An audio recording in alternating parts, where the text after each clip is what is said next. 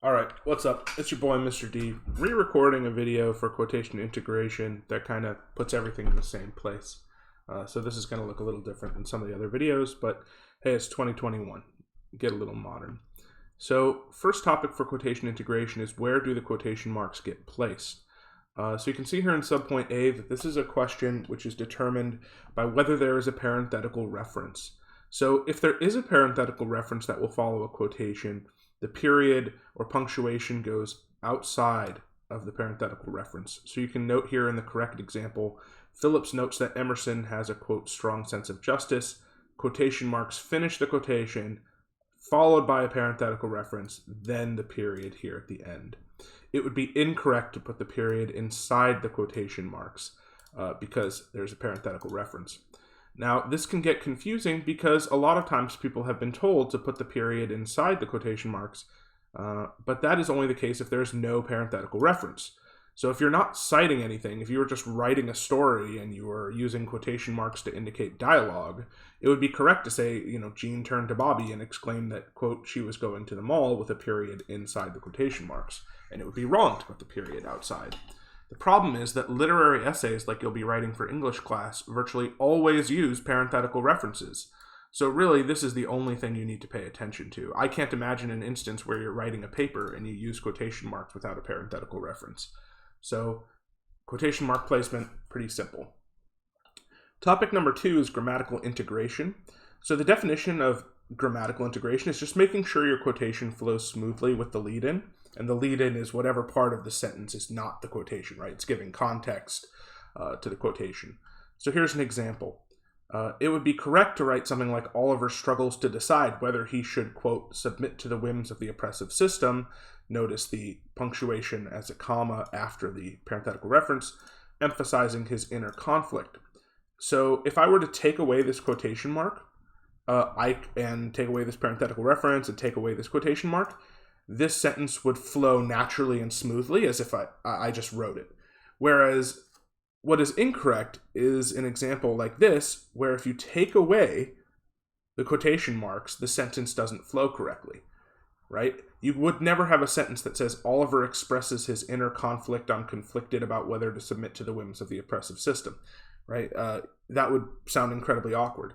So you want to pick the portion of the quotation that you need to analyze for your argument, but also cut it down or frame it or use a lead-in to make it grammatically flow smoothly. Here's another example. Whitman discusses his connection with nature by insisting that every atom that belongs to me, that should be belongs, as well belongs to you. If I were to take out the quotation mark, that totally flows as a sentence, whereas here we have a problem. Whitman discusses his connection with nature, every atom that belongs to me as well belongs to you. So note that good grammatical integration basically can be tested by asking, do you have to have a comma right here before the quotation to make this make sense? If you do, it's probably not grammatically integrated yet. Topic number 3 is capitalization, and I do want to note that I feel not very passionate about this, but I just want to teach you what is correct because, that's my job. But if you fail to do this capitalization thing correctly, I won't be incredibly upset, but I would like you to do it. I had to research this myself. I think my previous information was not up to date with what the MLA asked for. And technically, the MLA now asks that if a quotation starts with a capital letter, changing it to a lowercase letter is fine. And in fact, what you're supposed to do, it's supposed to fit the syntax of the sentence. But you need to surround the first letter of that quotation with brackets. So not parentheses, but brackets. Here's an example. Let's say we have a quotation, every man a king, which is a full sentence, so it starts with a capital letter, but we're going to be integrating it into our sentence. So the right way to do that is to say, Huey Long once famously asserted his goal to make, and then we take the capital E from every man a king, we make it lowercase and put it in brackets. And the logic behind that is the MLA says, look, whenever you change a quotation, you need to make it clear that you've made a change. And technically, you changed an uppercase to a lowercase. Is that the biggest deal in the world? If you just go like this and don't put this in brackets, am I going to think you're some kind of criminal who needs to be arrested? Probably not. But I'm teaching you the right way to do it. So technically, it would be wrong to not put it in brackets, and it would be wrong to keep it capital, as you can see here. You don't want to do that. Of course, there's an exception for words that would normally be capitalized anyway, right? So if your quotation is "I really don't know," and your lead-in is "Jeff gazes at the sky, muttering, 'I really don't know," well, there's no reason to change this to lowercase because it would be an uppercase I anyway. So that's a nice exception which gets you out of this conundrum. Topic number 4 is line breaks for poetry. So remember that if you're using 3 or fewer lines of poetry, each line break should be indicated by a forward slash.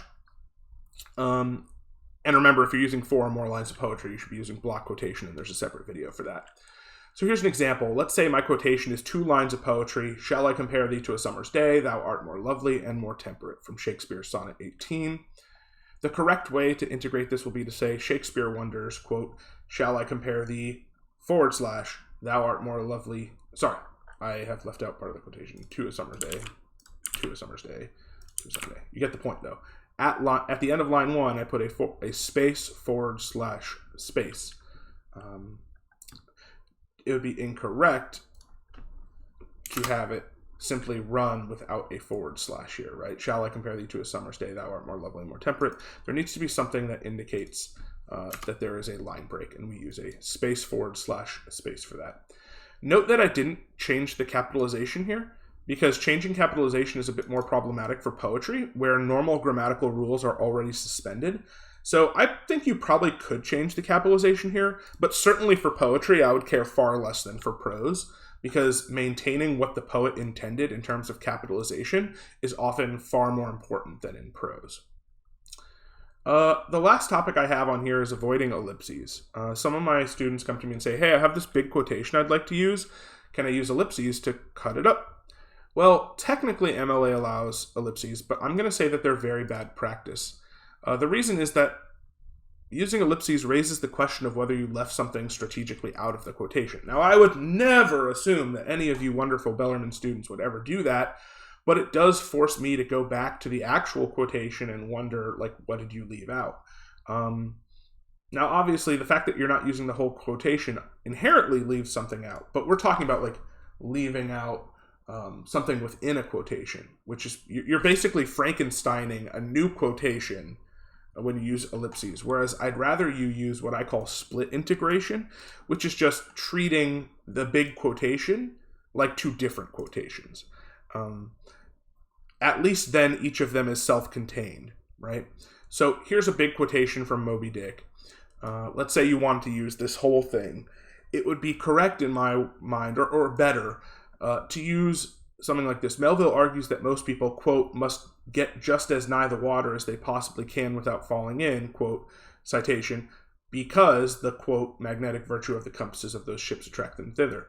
So basically, you're using 2 quotations in 1 concrete detail, and that's okay. It doesn't take up like 2 of your concrete details. This is 1 concrete detail in my mind. You're just splitting up its integration.